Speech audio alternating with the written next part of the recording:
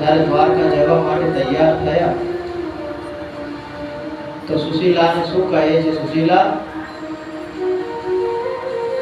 દ્વારકાધીશ પાસે જવું છે, પણ ખાલી હાથે કેમ જાવ? આટલા દ્રવ્યના અભાવમાં પણ સુદામા શું કહે છે કે ખાલી હાથે કેમ જાવ? ત્યારે પ્રસિદ્ધ કથા છે,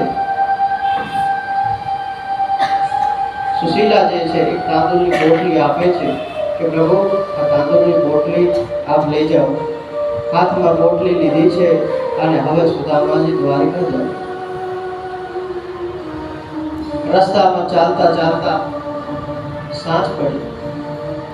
એ વૃક્ષની નીચે સુદામાજી સૂઈ ગયા છે. પ્રભુ વિચારે છે કે જીવ મારી તરફ આવવા માટે પ્રયત્ન કરે, સાધન ઈ કરે એને કરતા હું કરી આવું. તો એમ કહેવાય છે કે સુદામાજીને પ્રભુએ યોગ માયાનો આશ્રય લઈ અને દ્વારકાની અંદર લીધા છે. શું કહે છે? જો તું આવે એક પગ, મેં આવું પગ સાથ. જીવ ખાલી સંકલ્પ કરે, જીવ પ્રભુ તરફ એક ડગલું વધારે તો પ્રભુ જીવ તરફ 7 ડગલા આગળ આવવા તૈયાર છે.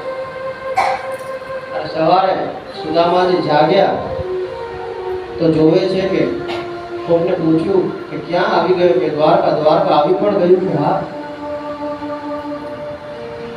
અને સુદામાજી બધાને પૂછતા કે દ્વારકાધીશનું મહેલ ક્યાં છે? મહેલ ક્યાં છે?